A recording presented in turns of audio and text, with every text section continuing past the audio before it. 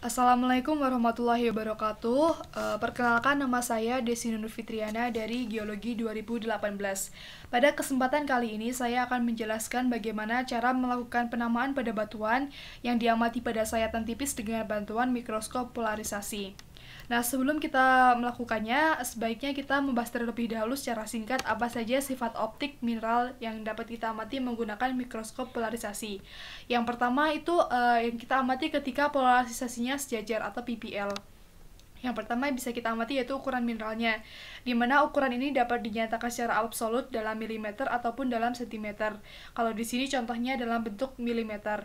Kemudian untuk yang bentuk mineral itu ada yang euhedral, di mana dia dibatasi oleh muka kristal dia sendiri, ada yang subhedral, di mana dia dibatasi oleh muka dia sendiri dan juga muka kristal lainnya, ada yang anhedral, di mana dia dibatasi oleh muka kristal lainnya.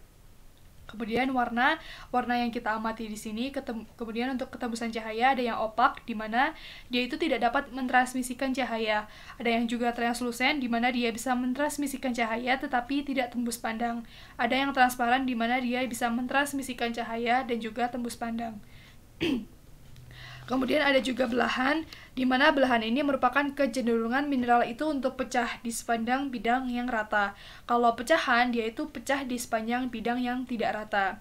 Kemudian relief atau indeks bias, yaitu dia itu dihasilkan akibat adanya perbedaan indeks bias mineral dan juga indeks bias bahan perekat preparatnya.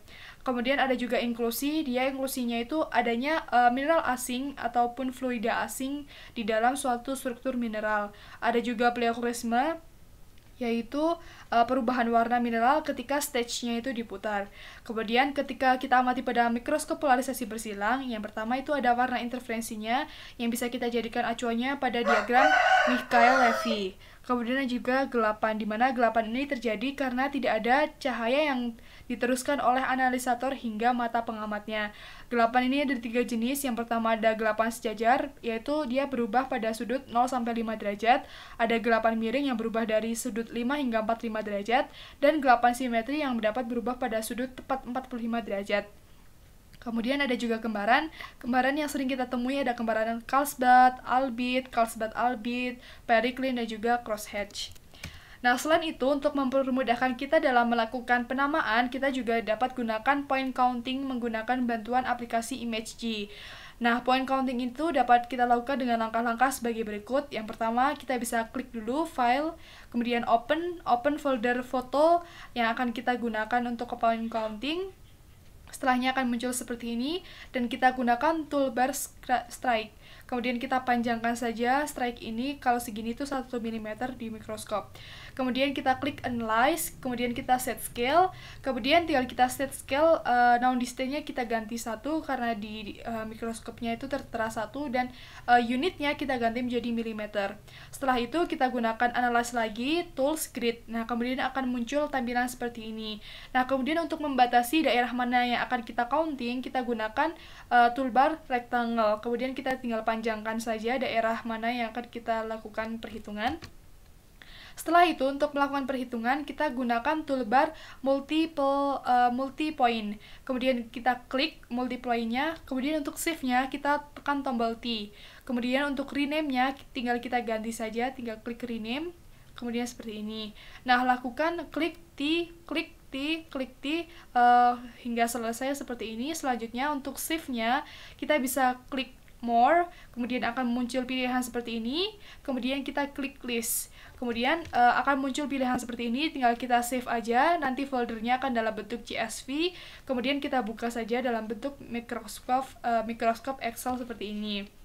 Nah, kemudian untuk mengetahui berapa jumlahnya, tinggal kita hitung aja kuarsanya ada berapa dan mineralnya ada berapa, kemudian kita tentukan persentasenya ada berapa. Nah, yang pertama yang akan kita amati yaitu batuan beku. Nah, batuan beku itu ada 2 sudut pandang. Yang di sudut pandang pertama itu yang bisa kita amati dengan baik itu adanya mineral biotit. Di mana mineral biotit ini kalau secara PPL dia itu memiliki warna coklat kemerah-merahan. Nah, kemudian dia juga bentuknya itu lameral, plates, atau euhedral. Kemudian dia memiliki relief yang sedang hingga tinggi. dia memiliki belahan sempurna satu arah dengan pecahannya itu tidak rata atau uneven. Nah, dia pleoklesminya itu kuat karena yang tadinya warnanya coklat kemerahan seperti ini, ketika stage-nya diputar, dia bisa berubah menjadi warna yang coklat gelap seperti ini. Nah, dia termasuk ke dalam transparan. Sedangkan ketika kita amati secara XPL, dia itu memiliki warna interferensi pada orde 3. Kemudian dia tidak ada kembaran ya di sini. Kemudian gelapannya, untuk merubah yang warna seperti ini menjadi warna seperti ini, kita memerlukan sudut lebih dari 5 derajat sehingga gelapannya itu termasuk gelapan miring. Nah, kita bisa merubah gelapan ini dengan baik pada sudut 25 derajat, 30 derajat, dan 39 derajat. Nah, tekstur penciri dari biotit sendiri itu juga adanya bird eye. Bird eye ini bisa kita amati dengan baik pada section ini. Nah, mineral selanjutnya yaitu adanya mineral kuarsa, di mana mineral kuarsa ini pada PPL dia itu tidak berwarna atau colorless. Nah, dia juga reliefnya cukup rendah, tidak ada belahan, tidak ada pecahan juga di sini. Nah, dia pleoklesminya tergolong lemah. Kemudian dia juga transparan. Nah, pada saat kita amati pada XPL, dia bisa berubah warna ke dalam orde 1 yang berkisar dari putih hingga hitam. Nah, kemudian dia juga tidak memiliki kembaran. Kemudian sudut pemadamannya sendiri, kita juga memerlukan sudut lebih dari 5 derajat untuk merubah warna yang tadinya putih seperti ini menjadi warna yang lebih gelap. Sehingga gelapannya termasuk ke dalam gelapan yang miring atau incline. Nah, mineral selanjutnya ada mineral orthoklas, di mana untuk membedakan mineral orthoklas dengan kuarsa sendiri, itu bisa dilihat kalau orthoklas itu seperti ada guratannya, kalau kuarsa itu dia lebih smooth atau lebih halus. Nah, mineral orthoklas ini ketika kita amati secara PPL, dia juga memiliki warna putih kecoklatan. Dia bentuknya juga euhedral, reliefnya tergolong sedang, belahannya baik, dia tidak ada pecahan di sini, tidak bisa diamati dengan baik pecahannya. Kemudian juga dia tidak memiliki pleoklesme. Nah, mungkin di sini dia bisa adanya inklusi berupa padatan mineral lain di sini. Kemudian untuk ketika kita amati secara XPL, dia itu warnanya berubah menjadi warna interferensi orde 1 yang berkisar dari abu-abu muda hingga abu-abu sangat gelap. Nah, di sini juga tidak ada kembaran. Untuk membuat warna yang tadinya terang menjadi warna gelap seperti ini, kita memerlukan sudut lebih dari 5 derajat sehingga gelapannya itu tergolong gelapan miring atau incline. Mineral lainnya yaitu ada mineral plagioklas, di mana plagioklas secara PPL sendiri itu dia memiliki warna putih kecoklatan dengan bentuk yang subhedral karena dibatasi juga dengan mineral lainnya. Kemudian reliefnya itu tergolong sedang hingga tinggi. Kemudian dia memiliki belahan yang baik, pecahannya uneven atau tidak rata. Dia juga tidak memiliki pleoklesme dan juga tergolong transparan. Sedangkan ketika kita amati secara XPL, dia itu warnanya berubah menjadi warna interferensi orde 1 yang berkisar dari abu-abu muda hingga abu-abu gelap. Nah, dia juga memiliki kembaran. Kembaran di sini dapat kita amati dengan baik adanya kembaran Carlsbad-Albit, di mana di sini ada gelap semuanya, sedangkan di sisi sini ada putih gelap, putih gelap, putih gelap. Nah, sedangkan di sisi sini kita bisa menemukan adanya crosshatch. Nah, crosshatch di plagioklas itu dia lebih simpel dibandingkan crosshatch yang ada di microcline. Kemudian untuk mengubah warna yang tadinya abu-abu terang seperti ini menjadi abu-abu yang lebih gelap, kita memerlukan sudut lebih dari 5 derajat sehingga dia termasuk ke dalam gelapan miring atau incline. Nah, ini untuk sudut pandang kedua sendiri masih sama, kita bisa temukan adanya mineral biotit dengan sifat optik sama yang seperti yang tadi. Kemudian ada juga mineral baru di sini yaitu mineral opak, di mana mineral opak sendiri itu dicirikan adanya warna dia gelap, baik dia di PPL maupun XPL. Begitu juga ketika stage-nya diputar, dia warnanya tetap gelap, tidak berubah sama sekali. Kemudian ada juga mineral isotropik, di mana mineral isotropik itu dicirikan ketika dia di PPL, dia itu warnanya bisa terang atau colorless, tetapi ketika di XPL, dia itu berwarna gelap. Ketika stage-nya diputar, dia warnanya tidak berubah sama sekali, jadi dia itu gelap terus. Nah, itu disebabkan karena kecepatan arah rambat cahayanya yang sama.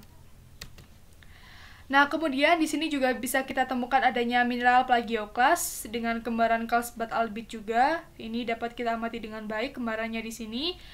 Kemudian ada juga mineral kuarsa di sini. Nah, selanjutnya secara keseluruhan dapat kita simpulkan bahwa batuan ini tuh holokristalin atau dia tersusun seluruhnya oleh kristal. Tidak ditemukan adanya gelasan di sini. Dia juga tergolong mikrokristalin karena kita memerlukan mikroskop untuk mengamati jenis-jenis mineral tersebut. Nah, untuk ukuran mineralnya tersendiri berkisar dari 0,2 mm hingga 2 mm yang kita hitung menggunakan perbandingan yang ada di mikroskop ini. Nah, dia itu untuk tekstur inequigranularnya sendiri memiliki tekstur kumulatekstur, di mana dia itu merupakan agregasi mineral yang terendapkan akibat gravity settling.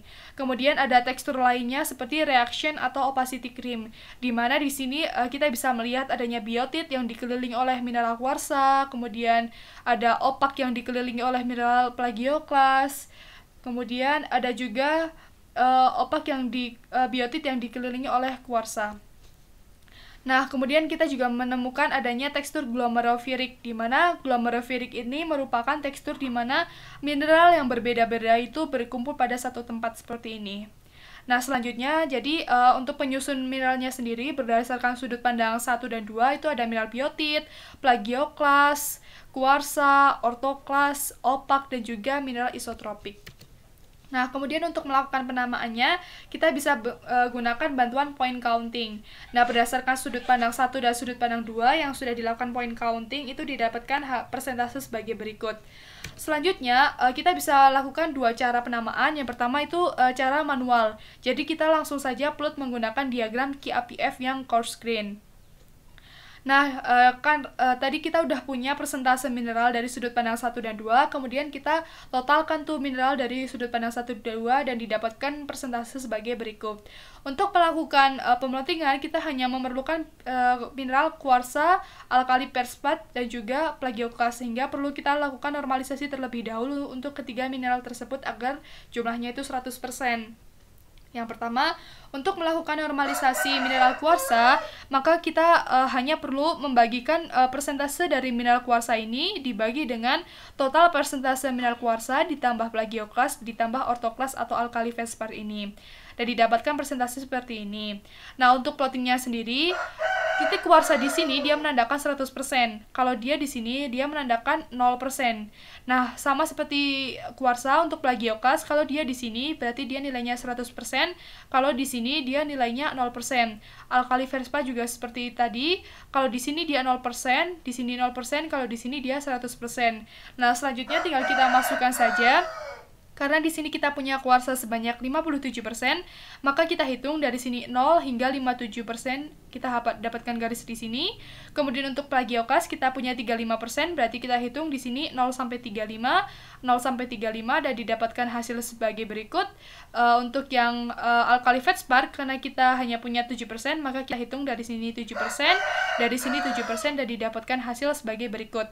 Nah, pertemuan ketiga titik ini adalah nama batuan yang kita cari. Jadi, nama batuan pada section ini adalah granodiorit. Sedangkan kalau kita tidak melakukan pemelotingan manual, kita juga bisa menggunakan bantuan mikroskop Excel, di mana setelah kita lakukan normalisasi tinggal kita masukkan saja ini datanya ke tabel yang berwarna biru ini, dan nanti mikroskop tersebut dari Microsoft Excel itu akan menampilkan pemelotingan di sini. Nah, kalau kita udah dapat pemelotingannya di sini, tinggal kita masukkan aja itu kalau di diagram QAPF kira-kira dia letaknya di mana, dan dia terletak di granodiorit. Kemudian untuk section yang kedua kita punya batuan sedimen siliciklastik. Nah, kenapa kita sebut batuan sedimen? Karena di sini ada pencirinya, yaitu dia memiliki pori-pori.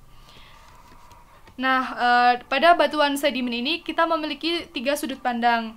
Nah, sudut pandang pertama kita bisa amati bahwa di sini dia itu memiliki tekstur berupa grain supported, di mana dia itu terdiri atas didominasi oleh grain.